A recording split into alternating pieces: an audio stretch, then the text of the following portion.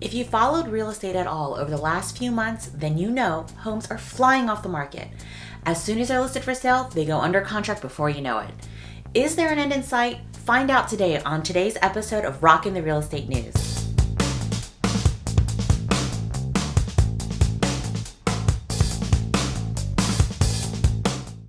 Welcome to Rockin' the Real Estate News. I'm Alice Cooper, and I'm excited to answer what's rockin' in Daytona Beach real estate. On today's episode, we're talking about the current housing market. Why are there so few homes on the market, and is there an end in sight? It's true that inventory is low and buyers outweigh the number of homes on the market, so homes are going under contract almost as quickly as they're listed. There's a lot of components to the housing shortage: the pandemic, interest rates, rising rent costs, change in needs of homes. But today, we're going to take a look at new home construction and how it's playing a huge part in today's housing market. So let's take a look at some of the historical trends in a new home construction.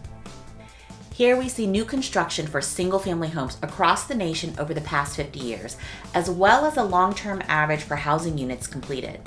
Here in the red, we see the housing bubble where the builders exceeded that average, which resulted in an oversupply of homes on the market and the subsequent decline in home values.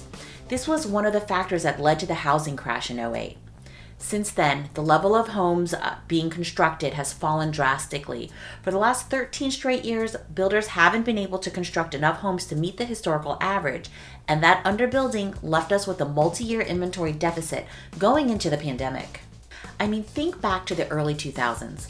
Construction was everywhere. New homes were popping up all over Volusia County, and the market was booming. Then came the housing crash, and new construction came to a screeching halt. We had a number of foreclosures enter into the market, and new community development was put on hold or even canceled altogether. Fast forward a few years, and we started to see the housing market begin to return to normal. And then the pandemic hit.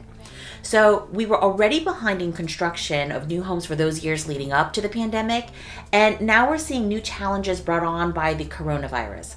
Labor shortages are making it difficult to find workers, which is causing supply issues for the building materials. This is all a very simplified version of what's going on in the housing market, but bottom line, new construction has slowed and buyers are feeling the impacts. The good news is, here in Volusia County, we're going to see a significant increase in new construction in 2022. We saw a 33% increase in building permits for new homes in 2021, and we're going to see a number of these projects get underway. Construction is already expected to begin on the first phase of Avalon Park Daytona Beach. That is a 10,000 home community planned just west of I-95 and south of State Road 40. ICI will continue building in Plantation Bay, also both Woodhaven and Browns Landing in Port Orange. Experts are also projecting more homes will soon become available thanks to sellers re-entering the market after taking a wait-and-see approach when the pandemic hit. We've already seen a quick uptick in new listings since the beginning of the year, which is great news for the buyers who are feeling exhausted by the competition in today's market. If you're thinking about selling, now is the time. You want to get your home on the market before new construction homes become your competition. Thanks for joining me on this episode of Rockin' the Real Estate News. Go ahead and hit the subscribe button so you don't miss out on future episodes. And until next time, rock on, rock stars.